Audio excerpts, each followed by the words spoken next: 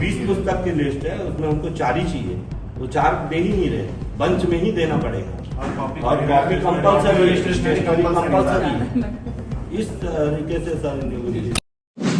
आज से 2 महीने बाद यानी कि गर्मी छुट्टी के बाद फिर से सभी स्कूलों को खोल दिया जाएगा, लेकिन स्कूल खुलने से पहले कुछ पालक आज कलेक्ट्रेट पहुंचे थे प्राइवेट स्कूल के जो मनमानी है उसके खिलाफ शिकायत करने को लेकर। मनमानी उन्होंने कुछ ये बताया है कि हर साल प्राइवेट स्कूल अपने सिलेबस को चेंज करता है, प्राइवेट हो सरकारी हो सिलेबस चेंज होते हैं, साथ ही साथ ड्रेस कोड में बदलाव लाया जाता है और जो फीस है बच्चों की उस फीस में भी वृद्धि कर दी जाती है। हर साल का ये नाटक है, इस प्रकार के आरोप लगा रहे हैं पालक जो हैं वो दुर्ग कलेक्टर पहुंच के और एक आवेदन दिया है। ये दुर्ग में नहीं तो छत्तीसगढ़ में पालक लोग एकजुट हो रहे हैं और लगातार प्राइवेट स्कूल के मनमानी के खिलाफ वो एकजुट होकर आवेदन दे रहे हैं। इससे ये होता है कि बच्चे के पढ़ाई पे असर तो पड़ता ही है सिलेबस चेंज होने से, साथ ही साथ जो माता पिता है उनकी आर्थिक स्थिति पर भी प्रभाव पड़ता है। तो आइए देखते हैं कि क्या कुछ पालक बता रहे हैं और किस प्रकार से कार्रवाई की मांग कर रहे हैं। सबसे बड़ा विषय पूरे देश में एक ही चल रहा है, कॉपी पुस्तक का जो खेल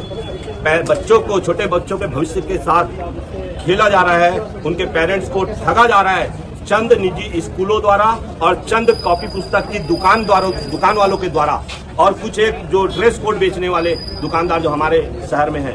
एक निजी संस्थान में एक स्कूल की बुक एक ही बुक डिपो में मिलेगी, ये क्या हो रहा है? ये किस तरह का, इस देश में कोई कानून नाम की चीज बची है या नहीं बची है? हम लोगों की मांग ये है कि हर साल ये लोग जो प्रकाशक बदल देते हैं वो प्रकाशक कम से कम 5 साल के लिए उसी प्रकाशक की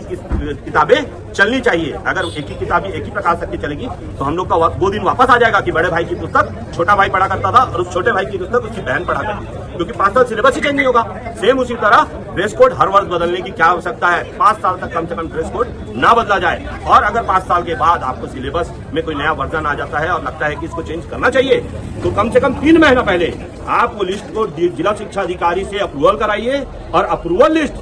हर निजी स्कूल के नोटिस बोर्ड पे चस्पा होनी चाहिए और उनके वेबसाइट और पोर्टल पे अपलोड की जानी चाहिए, जिससे कि आज जो बुकें किताबें सिर्फ 5 दुकानों में मिलती है वो 500 दुकानों में मिलेगी और जब 500 दुकानों में मिलेगी तो ये खेल खत्म हो जाएगा।